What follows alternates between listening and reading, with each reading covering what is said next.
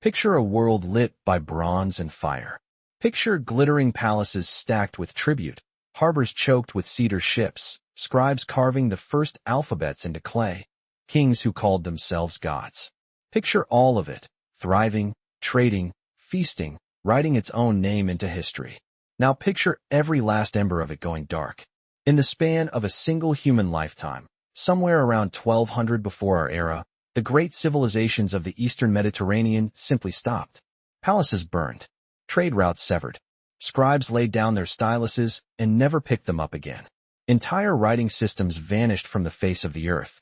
The Hittite Empire, Mycenaean Greece, the trade web of Canaan, even mighty Egypt, all of them staggered, and most of them fell. A catastrophe so complete that for centuries afterward, the people who survived forgot there had ever been a world before. This is the story of how civilization broke. And this is the story of the few who refused to let it die. To understand the collapse, you must first understand what was lost. The Late Bronze Age was no fragile experiment. It was a network of superpowers, bound together by messengers, marriages, and tin. At its heart sat the Hittite Empire, rulers of Anatolia, masters of iron working and chariot warfare, whose capital of Hattusa gleamed with temples and archives holding tens of thousands of clay tablets. Their kings traded letters as equals with the pharaohs of Egypt and signed treaties sealed by 1,000 gods. A Hittite princess was sent across the sea to marry Ramesses the Great, and the road between the two empires, a diplomatic corridor running the length of the Levantine coast, was so well guarded that a messenger could travel it without fear. To the west rose Mycenaean Greece, a warrior culture of hilltop citadels and beehive tombs packed with gold. From Tiryns and Pylos and Mycenae itself, warrior kings commanded scribes who tracked herds and chariots and perfumed oils in a script we still cannot fully read, called Linear B. Their merchants sailed as far as Sicily and the Levant, and their bards would one day sing of a king named Agamemnon marching an army against Troy, a memory of a real, Bronze Age war whose embers still glow in the ruins we dig up today. To the south stood Egypt, ancient even then, the civilization of the Nile, the only power that endured through the entire Bronze Age. Under Ramesses the Great, Egyptian chariots ground the Hittites to a draw at Kadesh in 1274 BCE, and a treaty ended in mutual respect. To the east, Assyria strained against Babylon, and along the coast of Canaan the wealthy city-states of Ugarit and Tyre and Sidon grew fat on a trade that touched every shore from Spain to Mesopotamia. Copper came from Cyprus, tin from Afghanistan, and from their union came bronze, the metal that built the age. Merchants moved it in ingots shaped like ox hides, and ambassadors moved letters in a shared diplomatic language, Akkadian, written in cuneiform on clay tablets. For a brief, shining moment, the known world was one vast interconnected market. A shipwreck found off the coast of Turkey, at a place called Uluburun, still carried its Bronze Age cargo, 10 tons of copper ingots, a ton of tin, ivory, gold jewelry, amber from the Baltic, and a scarab bearing the name of Nefertiti. One ship, one floating embassy of the world. And then, in the space of a generation, the threads began to snap. The first warning came from the sea. Around the year 1207 BCE, the pharaoh Merneptah received word that a confederation of raiders had swept out of the Mediterranean and fallen on the western delta of Egypt. He crushed them, had their slaughter carved into the walls of his temple, and went home satisfied. But Egypt would not sleep so easily again. The raiders had a name, whispered in fear along every coast. The Sea Peoples. We still do not fully know who they were. Egyptian records give them names, the Shurden, the Shikalesh, the Lukka, the Ekwesh, the Teresh, the Peleset. Some scholars believe they were displaced populations from the Aegean and Anatolia, refugees fleeing earthquakes and famine and upheaval in their homelands. Others see them as a roaming maritime confederation, a Bronze Age pirate armada that preyed on the very trade routes their ancestors had once built. What we know is that they came by sea and by land, with their families and their cattle and wagons, and they came to conquer, not merely to raid. By the reign of Ramesses III, around 1177 BCE, the storm broke in full. Egyptian inscriptions at Medinet Habu describe the Sea Peoples advancing with a terrible patience, a great movement of nations, a confederation that had already shattered the Hittite vassal states of Syria and burned the cities of the Levantine coast. The king of Ugarit, the great merchant port, sent a desperate letter to the ruler of Cyprus pleading for aid. The letter was never answered. The city was found by archaeologists burned to its foundations. Its last king, Hammurapi, vanished without a trace. The embers of its granaries were still carbonized when the excavators reached them 3,000 years later, the bread still in the ovens, abandoned mid-bake. Another tablet, found in the ashes, was a message from a desperate vassal warning that enemy ships had been sighted. The messenger never arrived. The sea peoples burned Alalak. They burned Byblos. They burned Ashkelon and Hazor and the great ports of Cyprus. They came in ships with pointed prows and duck-bowed hulls, their warriors wearing feathered headdresses and carrying long swords and round shields. On land they dragged their families and their goods in ox carts, a whole people on the march, looking for a new home and willing to burn anyone in their way. The Hittite Empire, already stretched thin, shattered under the pressure. Its capital of Hattusa was abandoned and left to the wolves. The Mycenaean palaces of the Peloponnese went up in flames, one after another, until none remained standing. It was as if the sea itself had risen up against civilization and won. The horror of the collapse was not only in the burning. It was in the speed. Within 50 years, the entire interconnected system of the late Bronze Age came apart, and what fell was not just stone and timber, but the invisible machinery that made civilization run. Trade stopped. Tin no longer came from Afghanistan. Copper no longer came from Cyprus. Without tin, there could be no bronze, and without bronze, there could be no weapons, no tools, no axes to clear the forests, no swords to defend the walls. The smiths went quiet. The warriors went hungry.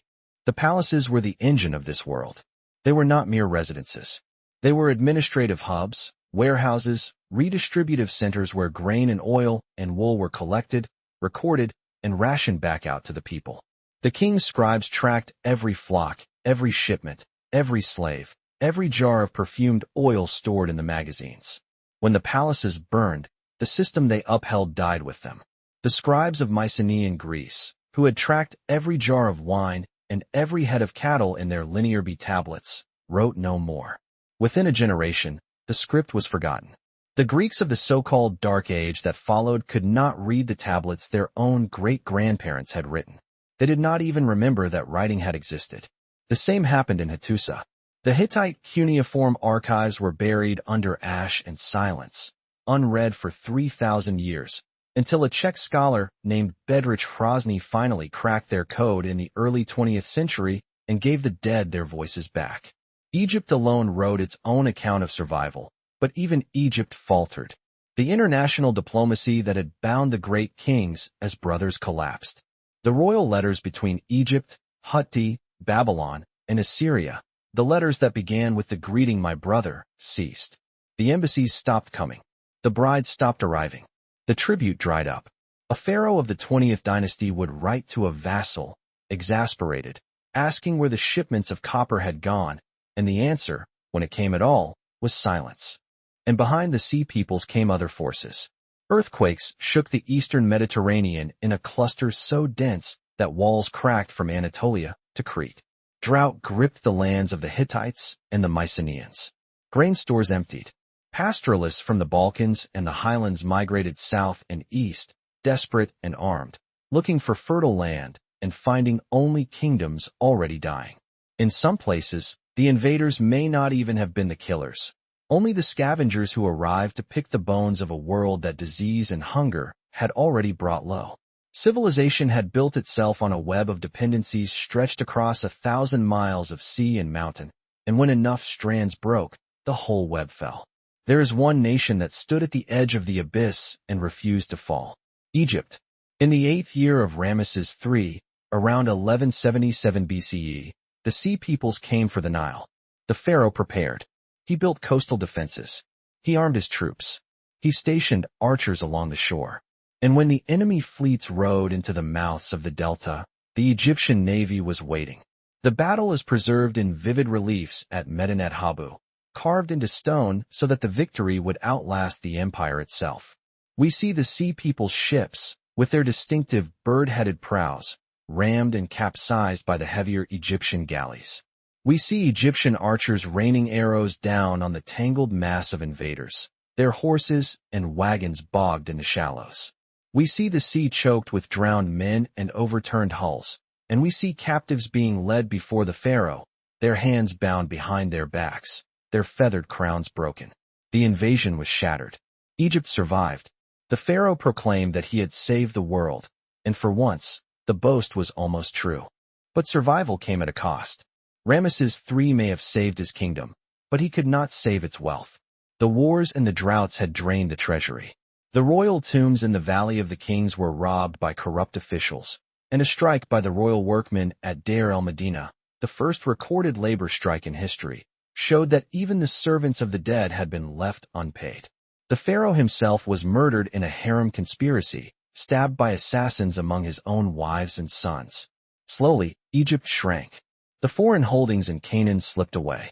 The Libyans settled the delta. The Nubians rose in the south. Within a few centuries, the pharaohs would rule only a fraction of their former domain.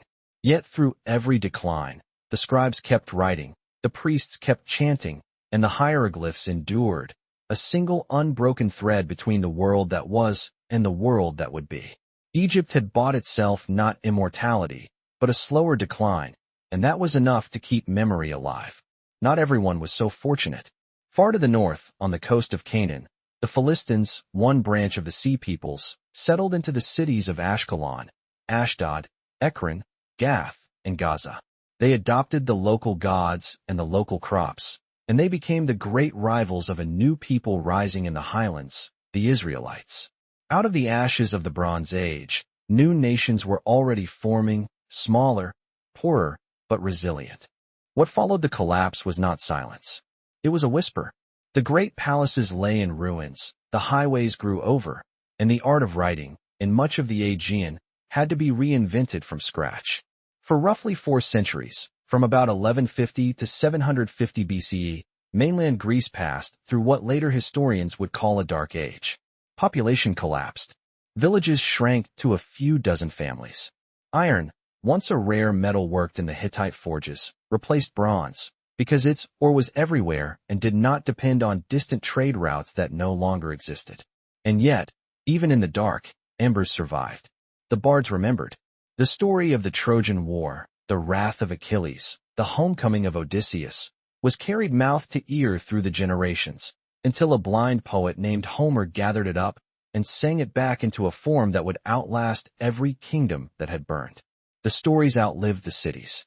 The Mycenaeans had vanished, but the memory of their kings and their war echoed down through the Iliad and the Odyssey, immortal because a singer refused to let them die.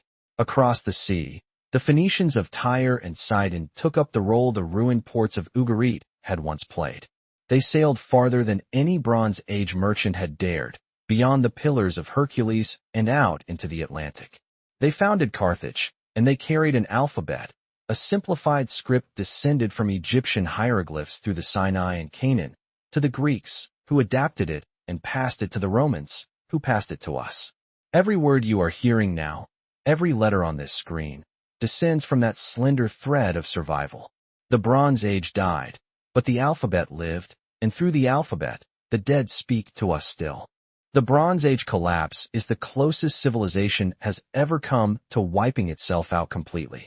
It took centuries to rebuild what fell in a few decades.